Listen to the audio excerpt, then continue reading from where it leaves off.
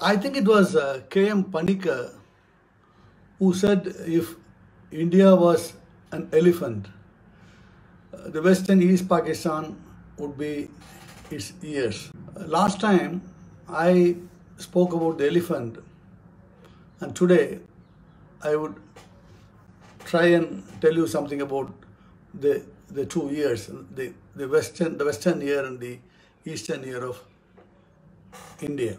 Yeah, in fact, I will divide my lecture into four parts. First, I would take up Punjab, then the northwest frontier province. Now it is called, it's called Khyber Pakhtunkhwa. That's the name Pakistan has given in the NWFP. Then I would take Assam. Not many people know that even Assam was, partitioned. So the Assam story is not that big. So I would take up Assam, and finally I would I'll come down to Bengal. Now, before I begin with Punjab, let me give an executive summary of what I said about partition. The Britishers were sure that they would rule India for many, many years at the beginning of the 20th century. In 1910, as late as 1910, if I remember, one of the guys, Lord Cromer, I think, he said, giving adult franchise to India is a crime against civilization. That was what he said, if I remember correctly. Then the First World War changed everything. The British, who were ruling everything from the high command, from the center, thought that India would be better governed if powers were given to its various provinces. Okay, I don't know why they thought that way. Perhaps because they didn't want a strong India. A strong India would have been, against the imperialist interests. That was perhaps why they consistently held that the provinces should have more powers and the center should have less power. The Congress thought otherwise. The Congress wanted a strong center so that they can build India, they can build modern India. This was the conflict. This was a conflict which remained unresolved until the end. The Muslim League, they wanted very, very weak provinces. Their agenda was the weak provinces would finally lead to creation of Pakistan. Okay, they did not have to wait for weak provinces. The British gave them Pakistan. But if you look at what happened in Pakistan, even today it has a strong center. It doesn't have weak provinces. So to cut the long story short, the conflict was between an imperialist power which wanted a weak center and the Congress party which thought in the interest of India to have a strong center. Of course, they in between, for the sake of unity, they were even prepared to go halfway, but anyway, that didn't happen at all. Now, with this preamble, let me come to Punjab. Punjab, the region, which is now known as the West Pakistan, the Pakistan or the West Punjab, was in fact the cradle of Indian civilization. In fact, the entire area from northwest provinces eastward was where the Indian civilization, as we know, was born. We all know that anyway. The Indus Valley civilization or the Harappan civilization was there, and the Sanskrit language, let's say the Panini, for instance, was born in Peshawar. But that region is, it was a wide, what should I say? It was a wide open region. The Khyber Pass was relatively easy to cross. In fact, many people do not know that the highest point in Khyber Pass is the highest point. Let's say the altitude is about 3,500 feet. Our Bangalore is 3,000 feet, and Landikotal is 3,500 feet. And the pass was also very wide, so people could come. So many people came. the Greeks, the Scythians and the Persians and the Turks, the Mongols, the Arabs and the Afghans, they all came and they mingled. The people there were a sort of a racial cocktail, in fact, all races mingled there in Punjab. And the Islamic conquest of Punjab happened, at the time of, when Muhammad Ghazni, he conquered Lahore in the early part of the 11th century. The entire Punjab, went under the heel of the Afghans, at that time. And then the Mughals came and Guru Nanak happened and the Ahmad Shah Abdali, he invaded all over. Maharaja Ranjit Singh was ruling at the early years of the 19th century. Then after his death, Anglo-Sikh wars happened. And finally, the Sikhs, they had a truce with the British, which lasted until the independence, in fact. In 1857, the Sikhs fought alongside the British. They were, in fact, instrumental in defeating the Purbiyas, the Hindus and Muslims of the United Province were then called, they were called Purbiya. The Mughal Empire was called at that time. They were defeated by them. Then in Punjab, a miracle happened, in fact, Punjab, the Britishers, they did a wonderful thing in creating huge canals, The canal systems of Punjab, the Western Punjab, even today it's a miracle. It is, in fact, if I'm not mistaken, it is the largest irrigation system in the world, even today, I think, which brought prosperity to Punjab. It was this prosperity which made the people of Punjab loyal to the British.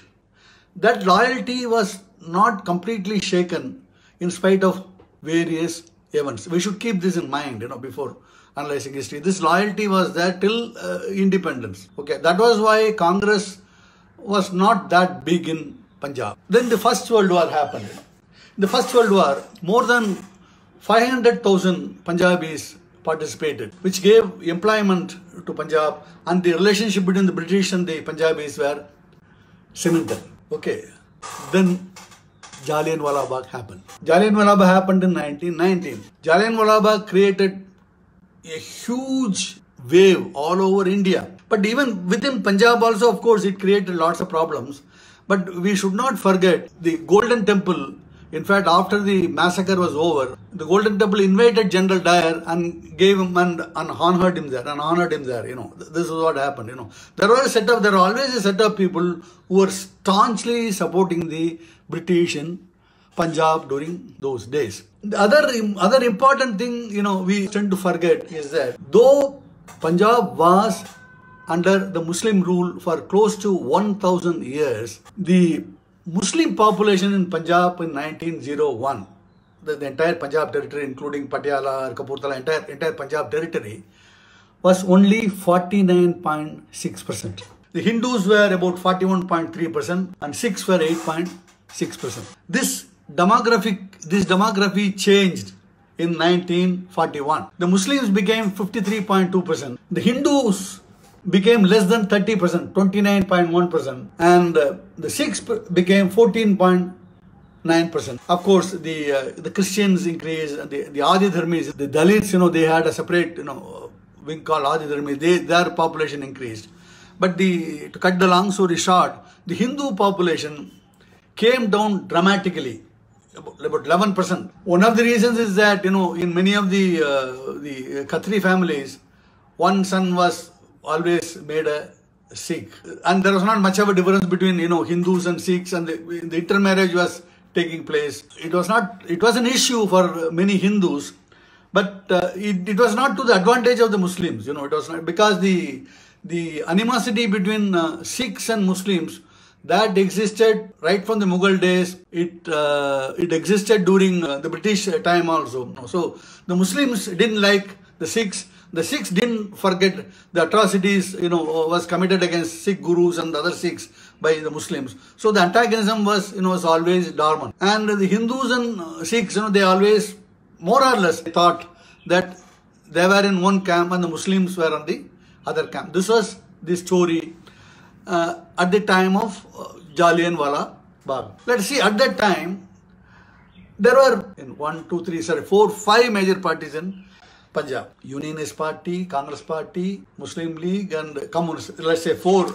Akali, yeah, 5 major parties. Okay. Let's say the Unionist Party. The Unionist Party in Punjab comprised the big landlords. First, it was founded by Fazl Hussain, and later it was taken over by Sikandar Hayat Khan, who was a great personality and a very magnetic personality. He was loved by everyone at that time. He's a very important person in Punjab politics during those days. And we had Sir Chotu Ram, who was from this side.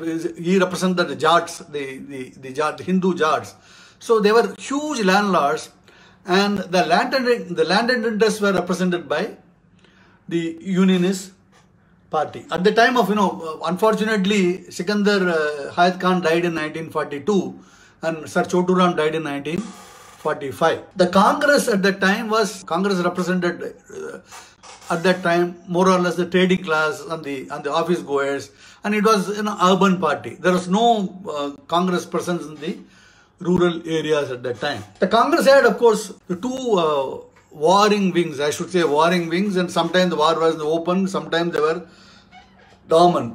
One was represented by Lala Lajpat Rai and Gopi Chand Bhargav and persons like that. They were Hindu, I wouldn't say communalist. They had a strong Hindu bias. Then the other faction was, by Satyapal and Kichlu. They were leftists. They were, of course, they were in the Nehruvian tradition or the secular tradition, Satyapal and Saifuddin Kichlu. In fact, the Jallianwala Bagh took place because of the arrest of these two guys, Satyapal and Kichlu. The other interesting information is Kichlu has a connection with Madras, with Chennai. His daughter was married to M.B. Srinivasan, the Madras choir, the Pade Teriyadubar music director. His daughter was married to him. So that's a Madras connection. Like Rowlatt has a Madras connection. This all Kichlu has a Jallianwala Bagh also indirectly has a Madras connection. Then this tradition was later taken over by Satyapal Kichlu. This tradition was later taken over by Bhimsen Sachar, who was on Nehru side. So Congress, the left was represented by one group, and the Hindu, the right wing represented was by Lala Lajpat Rai and Gopi Chand Bhargav. The Hindu group was very strong. As far as Muslim League is concerned, it was a non-entity in Punjab. Of course, they had big leaders like Allama Iqbal and Muhammad Shafi. They were all big leaders in Muslim League, but they were not represented by the people. Yesterday I was reading somewhere that the Muslim League did not even have an office in Punjab. Only in 1938, their first office was opened somewhere in Karachi or Lahore, I don't remember. 9 years before Pakistan, became a reality, a office was opened for Muslim League. The Sikhs, and the other 6, of course, they formed another party, the Akali Party. See, the Akali Party came about because of the atrocities of the Hindu Mahants who were occupying the Gurudwaras. The early Akali leaders were amazing satyagrahis. In fact, most of the photographs we see of, the videos we see of Satyagraha movement was in fact by Akalis. In fact, the Akali Satyagraha movement, the policeman hitting and the person quietly the blows, all those things, all those many videos are in fact from the Akali side. In fact, when the keys of the Gurudwaras were received by the Akali leaders, Gandhi sent a telegram which said, "The first battle of India's freedom won. Congratulations." I think he sent to Baba Khadak Singh. I think he sent a telegram to Baba Khadak Singh. This was the anti-imperialist, the Satyagraha tradition of Akalis. They were totally non-violent.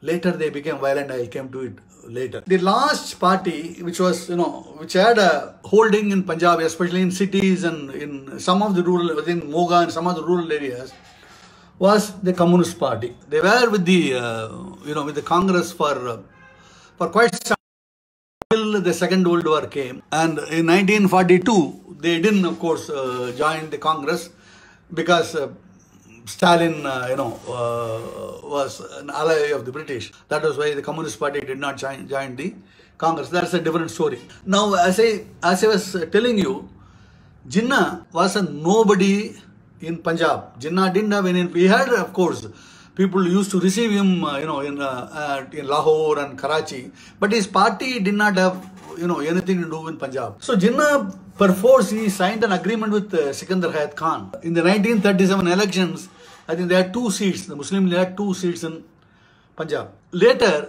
I think in 39, Sikandar Hayat Khan joined the Muslim League. But when he came to Lahore, he made a statement that my joining Muslim League will not affect Unionist Party, It's like Congress having Hindu Mahasabha and other communists. Sir Chotu Ram also gave a statement, we have no problem at all. So it did not affect the Unionist Party. He is joining the Muslim League.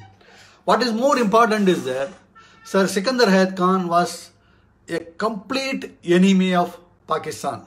He did not want Punjab to be split at all. Till the end, he did not want that at all. As long as Sikandar Hayat Khan was there, Pakistan, the idea of Pakistan, did not sell much in Punjab, especially in the rural areas. But he died in 1942. I have spoken to you about the cabinet missions plan and the 1946 elections, and I don't want to go into that again.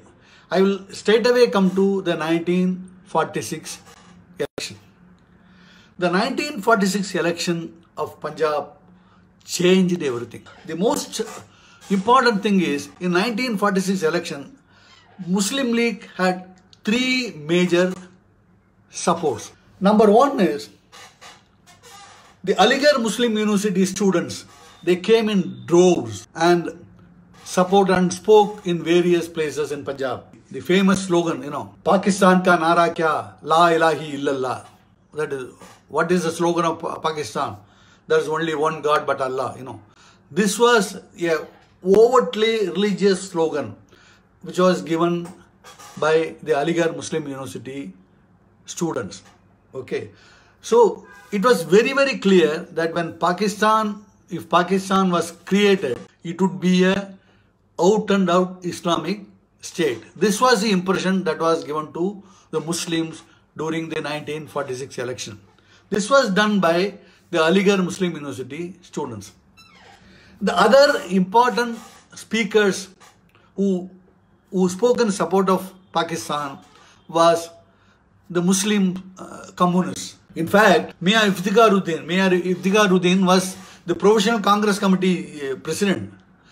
Okay, he later joined the Muslim League. He was a communist. He later joined the Muslim League, and they spoke about the Islam being a religion of equality and capitalism will all be thrown away. All those propaganda was made by the communists during that period. So communists were instrumental in drawing away a number of Muslim students who were nationalists, would not have joined the Muslim League at all.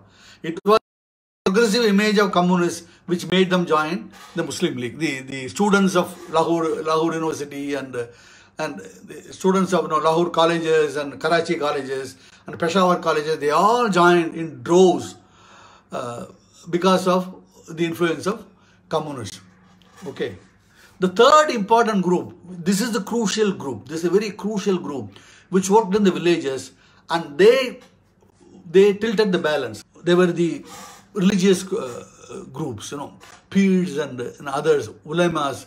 They fanned out and they propagated and they went to every village and said that Islam is in danger, And they also said that the Sharia law will be established and Hindus, will be imposed the jizya. Now, what should be said here, in defense of these guys was there the Muslim peasant at that time was highly indebted, and most of the moneylenders were either Hindu Baniyas or the Khatris of Sikhs. They were the moneylenders. Moreover, more than 70 to 75% land was owned by Hindus and Sikhs.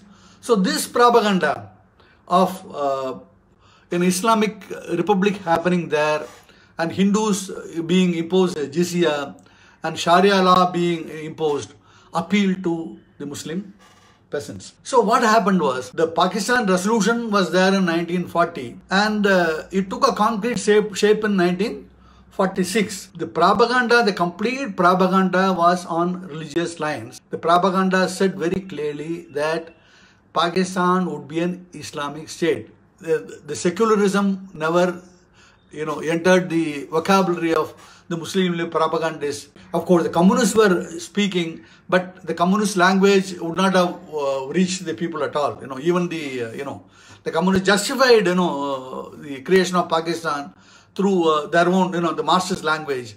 But the ordinary people would not have understood the language at all. This is very, very important. In the election, the Muslim League, had 73 seats. The Unionist Party had 20 seats. Congress had 51 and Akalis had 22. The Muslim League was not able to form a ministry in Punjab. In 1946, in fact, the first ministry was formed by a coalition of Unionist Party, Congress and Akalis, and the coalition was led by Kisar Hayat Tiwana, is another Unionist Party leader. The communal tension was so much. Many incidents happened, of course. What happened in the August 16th, 1946 in Calcutta, and the retaliatory killings in Bihar was horrendous. Then Gurumukteshwar happened here, and there are many riots all over, Punjab. See, the thing is, every religion, they behaved like madmen during that period. There are only very few sane persons. I will give you one instance. In the 30s, there was a place called Shahidganj Gurudwara in Naulaka Bazaar in Lahore. This Gurudwara earlier was a mosque. Okay, the mosque building was there inside the Gurudwara. So what happened was, the Sikhs, they suddenly one day they demolished the structure, the structures of mosque and the Gurudwara. This was resented by the Muslims, and the case went to Lahore High Court. The Lahore High Court, of course, they declared in favor of the Sikhs. They said that though there was a mosque there for earlier, the possession was with the Sikhs for 170, 180 years. They could do anything with the structure. This was totally resented by the Muslims at that time. So the tension was already there, and this was exacerbated by actions like this. Incidentally, even today, there's a Gurudwara. There's no mosque there. Even today, in the Naulaka Bazaar, the Gurudwara still stands. So the tension was so palpable and high. The Kisaraj Tiwana's government could not sustain. The slogans were filthy, absolutely horrendous. One slogan, they say that I noted down. Chalo bhai chalo, ek cheez milegi. Kya bhai kya? Kisar ke beti. Wah bhai wah. Meaning of this is, we'll get a prize. What is the prize? Kisar's daughter. This was the Muslim League slogan. This was how the poison seeped in. So it was increasingly difficult for Kisar Hayat Khan to function. But he was also not helped by the antics of the Akalis. You had Master Tara Singh, who was a mercurial figure. And he said, Kaat ke denge apne jaan, magar nahi denge Pakistan.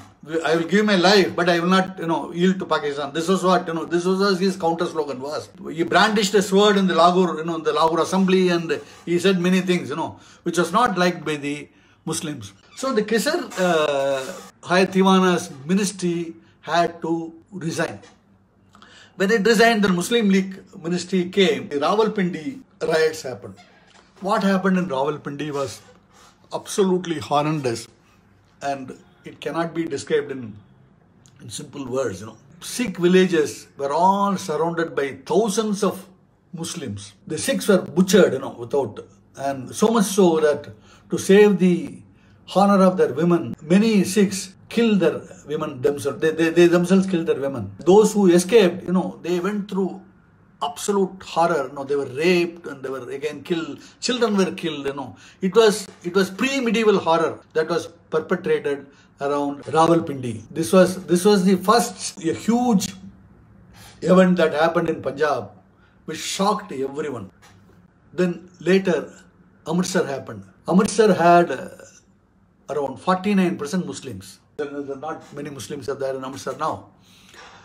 In Amritsar, the violence, it was the other way around. The Muslims were killed like this. In fact, at the second stage, the eastern Punjab at that time had about 6 million Muslims. They were all held hostages, and many were killed. Many were killed. What happened in Rawalpindi was repeated many times over on this side. The Maharaja of Patiala participated, Maharaja of Kapurthala participated, and the madness was all around. This is the story of Punjab. Punjab was overtaken by hate. Hate was there in everyone's mind except a honorable few. And that hate was, that ran everything in Punjab for more than a year. The result was more than 1 million people lost their lives. 2 crore people, they lost their homes. This was the story of the horrendous story of partition in Punjab. Of course, there are stories of the Liaquat Ali Khan directing massacre of a trainload of Hindus, and Sardar Patel funding a gun factory in Pakistan. All those stories were there. I don't know how far they are. I don't want to go into all those the horror tales, and I don't want to go into that. If you want to see, the thing is, there was one man who stood solid, was Mahatma Gandhi. He was the one man who was not touched by hate. Of course, even Nehru might have wavered. Nehru didn't waver, but anyway. But if there's one person, it was Gandhi. We understand why many Punjabis don't like Gandhi. They don't hate Gandhi.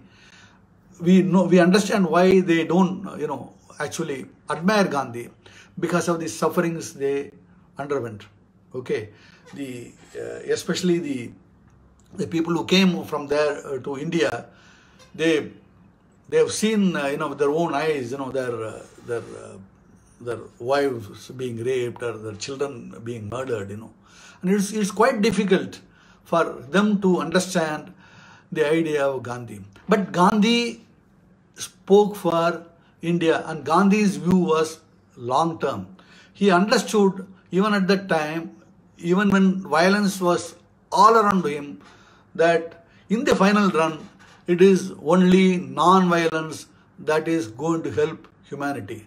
That is why, he is still remembered. Gandhi is still remembered. The Northwest Frontier Province, in fact, there are 3 Pathans, who were being spoken of in India at that time. One was Sherzar Sur, the other was Ahmad Shah Abdali, and the third one was Khan Abdul Ghaffar Khan. Khan Abdul Ghaffar Khan was a rarity. In fact, he was called Fakhri-Hind, the pride of India, by Jawaharlal Nehru. He was the pride of India at that time. The pity is, now many Indians do not know, this pride of India. That's how, our history is being taught in our country. When we see his photograph, you look old and things like this. In fact, he is 1 year younger to Jawaharlal Nehru. He was born in 1890. In fact, you could call him the Muslim son of Gandhi, if Nehru is his Hindu son, political son. And his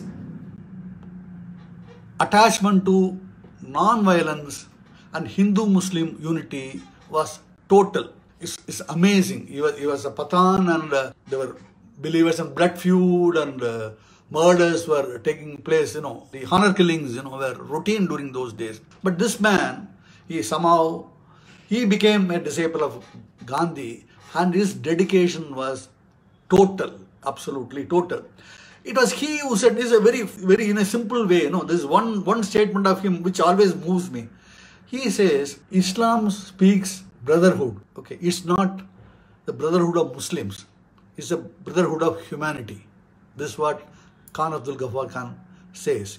This is one of the glorious interpretation of the basic message of Islam, and he till the end he stuck to it. That the man was stuck to it. And for a time, his people were listening to him.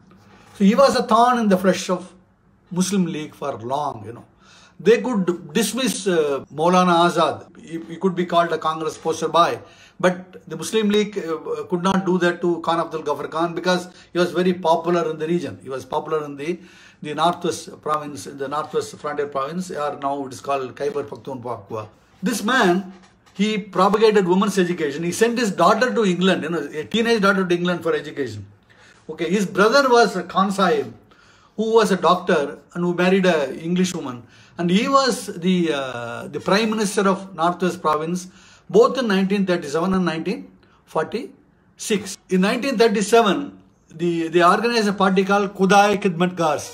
The God servants. They were red shirts. They were called red shirts. They ran the entire show in Northwest Province, and Muslim League could not make much headway there in that region at all. The change came again after during the Second World War. Of course, the Congress stand of not in the 1942 stand of getting away from the British was not supported by many Pathans because they were all recruited in the army. They didn't want to lose jobs at that time. So that was resented by the Pathans. But still, Khan Abdul Ghaffar Khan's popularity was very, very high. He lived long. He lived for 98 years. Of them, 30 years, more than 28 or 30 years, he was in prisons. Okay, and about 13 years he was in the British prison. He's one guy, who spent 1/3 of his life in prison.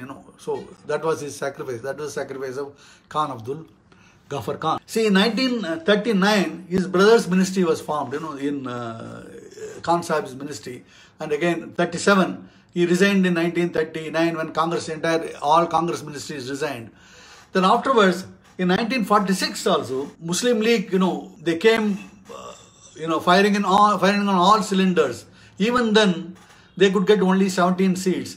And the Congress KK, the Khudai Khidmatgar coalition, got about 30 seats. So again, Khan Sahib's government was formed there.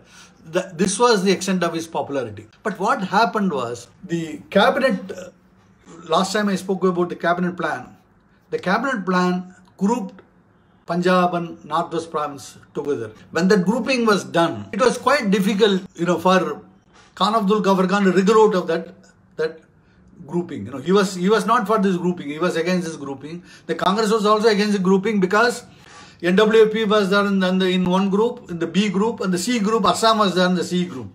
So that was why Congress was also totally against this grouping, which was suggested by the cabinet mission plan. But what happened was, when the Congress committee met on 31st May 1947 to discuss, the independence offer of the British, Khan Abdul Ghaffar Khan was there. He was there in Delhi. He suggested that the Congress would pass a resolution that NWFP would be allowed to choose to be independent if the people wish so. But the Congress could not accept that for various reasons. If this concession was given to NWFP, a similar concession should be given to other states as well as the princely states. That would have worked very, very harmful. That would have proven very harmful for India. So the leaders at that time, they were foresighted. They were very sorry. Gandhi, of course, was totally for Khan Abdul Ghaffar Khan. Okay, Gandhi, of course, he was not thinking of real politics. He was more concerned with the morality. So he was for Ghaffar Khan, but he was alone. Khan Abdul Ghaffar Khan was alone, and the Congress did not listen to him. Did not say anything about the grouping of NWP with Punjab. What Ghaffar Khan did was, he went back to Northwest Province, and he and his brother declared that the Northwest Frontier Province will be independent, would be separate. But by that time, the Northwest Frontier person, they didn't want a separate. They either wanted to join with India or they wanted to be with the with Pakistan, which is in any case is a Muslim country. Again, the same propaganda, the Muslim League's propaganda of Islam in danger and all those things, were again, let loose in Northwest Frontier Province. So when plebiscite took place in NWFP, the Khuda Khidmatgars, his party, our Khan Abdul Ghaffar Khan's party did not participate, and the Muslim League won overwhelmingly. The vote for Pakistan, was taken. About 3 lakh people vote for Pakistan, and 2,800 people vote for India. So NWFP became a part of Pakistan. But Ghaffar Khan was with Gandhi at the crucial moments, at Bengal. I will narrate that. Yeah, the Northwest Frontier Province story is tragic because they were Ghaffar Khan was caught in a very vulnerable period of India's history. Though he was a very great man, he was one of the greatest sons of India's freedom movement. He remains forgotten both in India and Pakistan. In Pakistan he is detested by many. In India, of course, we don't have any use for him. So he is hardly remembered in India. So that is the tragedy of Khan Abdul Ghaffar Khan. But I don't agree with the idea that he was thrown to the wolves. That's what, because India had at that time the Congress leaders did not have any other option except to agree to have NWAP with the Pakistan. Otherwise the entire scheme would have been unraveled. That was the problem at that time. As far as Assam is concerned, there's one district of Assam was separated from Assam and given to East Pakistan. That is Sylhet. See, this is one of the reasons why Congress did not want grouping with Bengal. The Congress was afraid that this would create serious problems for Assam, which had a huge Muslim minority. In fact, Gopinath Bardule, even in 1937, he was speaking about illegal. In 1946, he was speaking about illegal immigrants from Bengal, and they should be evicted from Bengal. This created a problem for the Muslims, and the Muslims leader was at the time of Maulana Bashani. Any person who has followed the history of the Bangladesh war would have known this name. He was one of the major leaders of Bangladesh, and he was one of the creators of Bangladesh. If I ask me, he was at that time. He was in Assam. In fact, he was an MLA from I think Dhubri. When the plebiscite in Sylhet district was decided, the population of Sylhet district was 54% Muslims and 46% Hindus. So the voting would have gone either way. The Congress party at that time was very tired, and it did not send any major leader to Assam for election campaign at that time. On the other hand, Jinnah was very clever. Jinnah chose at that time Saadullah was the Muslim League leader, but he chose Maulana Bashani to run the election campaign there in Sylhet. Maulana Bashani is, he was very popular among the Muslim peasants of Assam. What he did was, he was called the Paigambar. Paigambar is a savior by the Muslim peasants. So he carried the day. He went and propagated all over Sylhet during that time, and Congress was an helpless watcher. So the Sylhet was lost to India because, this was my surmise, I might be wrong, but probably Sylhet was lost to India because Congress party did not take this election campaign seriously. The voting was also about 56% for joining Pakistan and 44% for joining India. The voting was this close in Sylhet district. Bengal story is, is big. Bengal story is really big. In Bengal, the scene was dominated by the Bhatralok for quite some time. They were dominating the Bengal's literary scene and the Bengal's political scene right from the 19th century onwards. When we in Punjab, they used to say the only culture we know is is agriculture. They that was there is a common saying in Punjab. But here the Bengalis thought themselves to be the torchbearer of India's culture. And the Bengali Renaissance everyone knows, but it's more or less it was Hindu Renaissance. And Bengal had a huge population of Muslims. Most of them were they were illiterate peasants, and most of them were located on the eastern. The Bhagirathi River, this side, eastern side of Bengal, they were located. Okay, the Western education, of course, it reached the Hindus mostly. The Muslims were more or less untouched almost. The 1905 partition of Bengal implemented by Krishnan was vehemently opposed by the Hindu leaders, but the Muslims did not oppose it much. So when it was rescinded, they really, they were angry and disappointed, but they did not have the political clout at that time. The Muslims did not have the political clout at that time. In fact, if I remember correctly, I think Sheikh Mujibur Rahman once said, there are only 3 major Hindu leaders who are not bitten by the communal virus. He said Rabindranath Tagore, C.R. Das and Subhash Bose. Unfortunately, Tagore died in 1941 or 41, I don't remember. Of course, Bose died in 1945. C.R. Das died in 1925. So at the time of partition, there was not even a single Hindu leader who would have been accepted by the Bengali Muslims. This is a sad fact. C.R. Das, of course, was a tall leader, and during Khilafat time, he was able to forge a unity between Hindus and Muslims. But after Khilafat, the things deteriorated so fast. The Hindus, they thought the Muslims are incorrigible. That was the views of even the major intellectuals of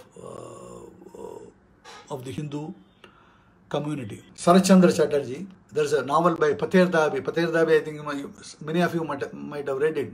There's a passage, if you remember. The hero says there's no caste. I agree, there's no caste. There need not be caste. The only caste should be educated and uneducated. There cannot be any bridge between these two. Sarachandra, I was amazed the other day I was reading.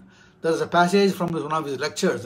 I will read that thing. You see the extent of hate they had for Muslims. That is very evident, even from a person as cultured and as educated and as beloved as Sarachandra Chatterjee. I will read that passage for you. This is very interesting. The Muslims came to India to plunder it, not to establish a kingdom. They were not merely satisfied with looting. They destroyed temples, they demolished idols and raped women. And he goes on to say that we can be very friendly with Christians. The religion doesn't do much to them. But Muslims, I had a Brahmin cook once. He sacrificed his religion in order to indulge in his passion for a Muslim woman. 1 year later, the very face that God had given him changed beyond recognition. This is what Sarachandra Chatterjee says. This is the attitude the Hindu Bhadralok had towards the Muslims. Okay, so when this happens, the relationship, the camaraderie between Hindus and Muslims, becomes difficult. Of course, there were leaders like Subhash Bose who tried their best. They were able to patch for a time being, but then the differences came out in the open. But what spoiled the show for the Hindu communalists is, interestingly, the Communal Award of 1932. The population of Hindus in Bengal was 44% and Muslims were 54%. Muslims were given 117 seats and Hindus were given just 80 seats. In the provincial election, the provincial assembly, they were given only 80 seats. This, of course, was resented totally by the the Hindus. But what happened was the Hindus were dealt another blow when Gandhi-Ambedkar pact took place. Many of us forget, many of us abuse Gandhi, but Gandhi gave 20 more seats to Dalits in Bengal. Earlier, the ratio was 70 for caste Hindus and 10 for Dalits. It was changed to 50 for caste Hindus and 30 for Dalits. So the caste Hindus' role in the assembly was drastically reduced in Bengal, which is a very big blow. And this is one of the reasons, the history is so fascinating. Why Fazlul Haq could form a ministry. Okay, he wanted to form a ministry with the support of Congress initially in 1937. Then, of course, Congress did not agree. Then he formed a ministry with the Muslim League. The Batrologs, Hindu Batrologs were, they felt cheated, and they said we cannot have any tracks with the Muslims. It's quite difficult to have, any relations with the Muslims. This is what they thought. Then, of course, the other story is Bengal. Many things happened. In 1946 election, Congress won 86 seats and Muslim League had 113 seats. Believe it or not, the Bengal Muslim League government was the only Muslim League government in India, in the United India at that time, the only Muslim League government. So, when the Muslim League government was formed, Suhrawardi was its premier of Bengal, and the direct action happened 16th August 1946. I don't want to go into if you want to go, you can, but I don't want to go into the horrors of the direct action day. Initially, many Hindus were killed, later Muslims were killed, and it was carnage for 4-5 days. So the split between Hindus and Muslims were nearly total. Of course, Gandhi went to Noakhali. Noakhali is, of course, is one of the districts now in Bangladesh. So he went there with Khan Abdul Ghaffar Khan. Khan Abdul Ghaffar Khan was there completely during that time with Mahatma Gandhi. Ghaffar Khan also came to Bihar when Gandhi went to Bihar. So Gandhi was there in Bengal, and when partition was announced, there was a move to have independent and united Bengal. At that time, there are two parties. The Hindu Mahasabha was totally against that. I'll read a quote by Shyam Prasad Mukherjee, which will tell you the mindset of the Hindu Mahasabha leaders. His handwritten note, from his. This is quoted by Jaya Chatterjee in her book, Bengal Divided. It says, if Bengal is connected to Pakistan, Bengali Hindus are placed under the permanent tutelage of Muslims. No, this is the crucial sentence is this. In order to placate a set of converts from low-caste Hindus to Islam, very ancient Hindu culture will be sacrificed. This is the reason why the Hindus, the caste Hindus, did not want a united Bengal. They felt that the Hindus will be a second-rate citizen in the united Bengal. But Sarachandra Bose, Subhash Bose's brother, and Suhrawardi, they tried last minute to have a united Bengal, and they even had the support of Gandhi. Gandhi said, if Bengal want to be united, I will not stop it. I would not stop it. Okay, but later Gandhi was taken to task by the Congress Working Committee. He wrote to Sarad Bose that I made a mistake, because my party would not agree to, united Bengal, and he is not in the scheme of things. Gandhi backed out afterwards. Okay, but what is important is Sarad Bose also did not have the backing of the Congress party. The Congress party also did not want united Bengal. Sarad Bose, of course, Subhash Bose is very popular, but Sarad Bose did not have that mass backing. So the united Bengal, was a pipe dream, and it remained a pipe dream. So Bengal was divided. The Muslims, of course, they would have loved an united Bengal, but they wanted that Bengal to be a part of Pakistan. Okay, that the Hindus would not have agreed at all. So to cut the long story short, united Bengal did not happen. So this is the story of India's partition of the Muslim majority provinces. If you ask me whether partition could have been avoided, my honest answer will be that no, it would not have been avoided. Okay, it perhaps would have been postponed, but postponing it would have meant more butchery, more violence, and maybe India would not have remained a single nation at all. Whatever we had, even that, it would have been very difficult to even safeguard that.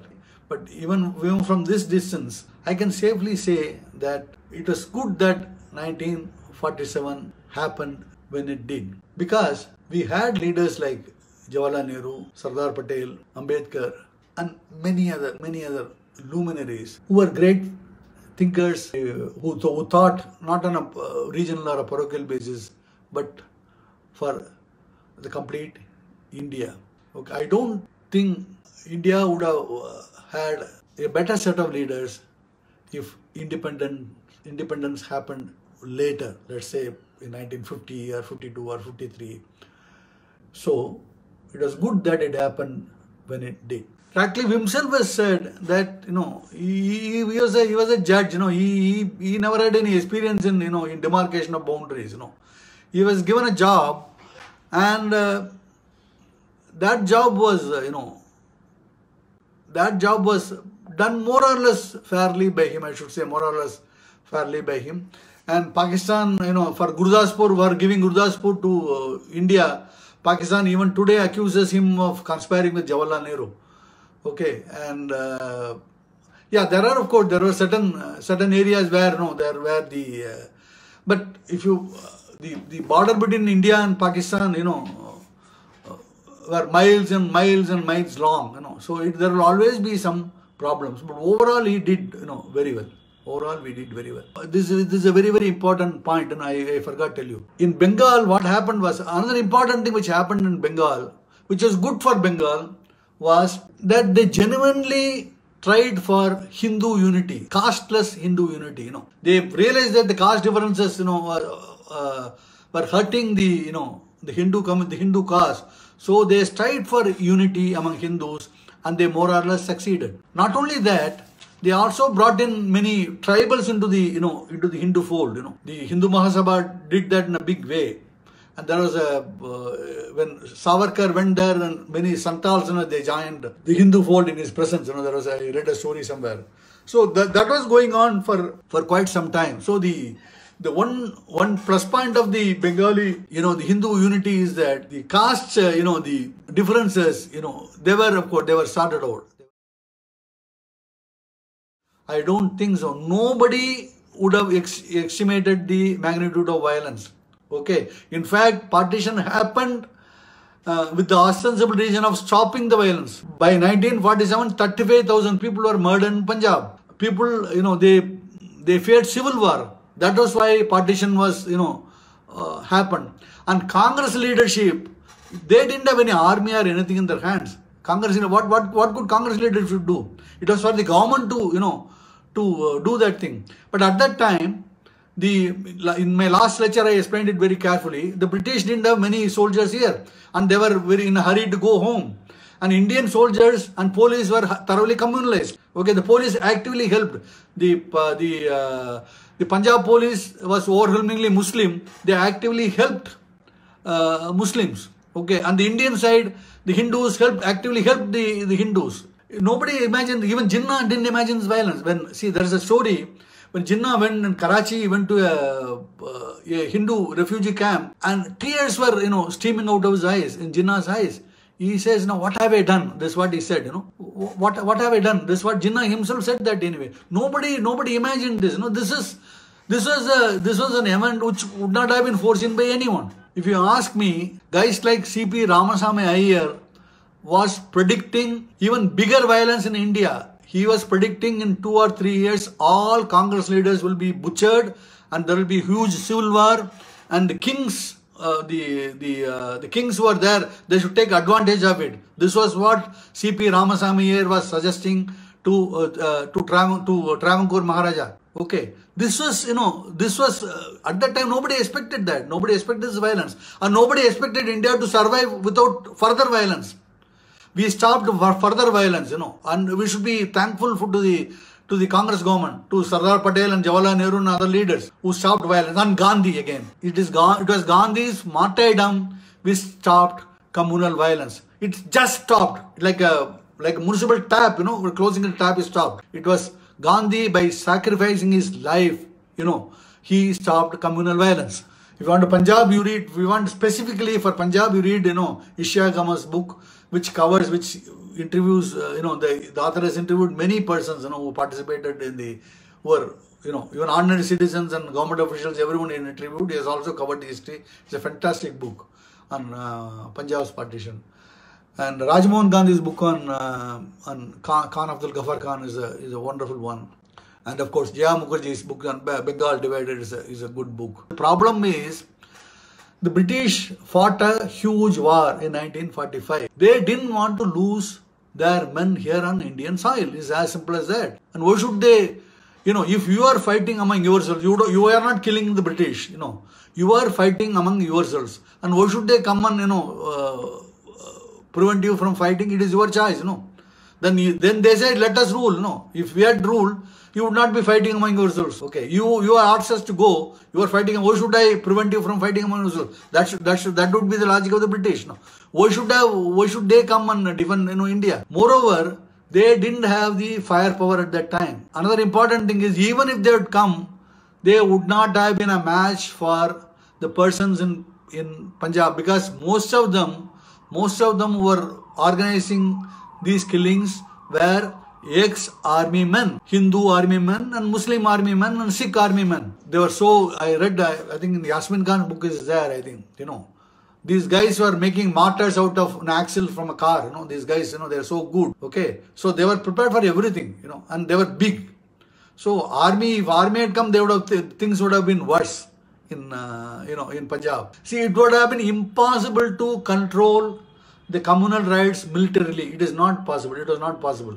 See, they could fire, in fact, in Bihar, to control communal riots, they stopped. In fact, they fired at the crowd from an aeroplane. They did in Bihar. But that was a one-off thing that would not have been repeated everywhere, It was not possible at all. Then the deaths would have been much more than what had actually happened. So it was not this issue would not have been solved by sending the military. Mountbatten certainly did rush headlong to it.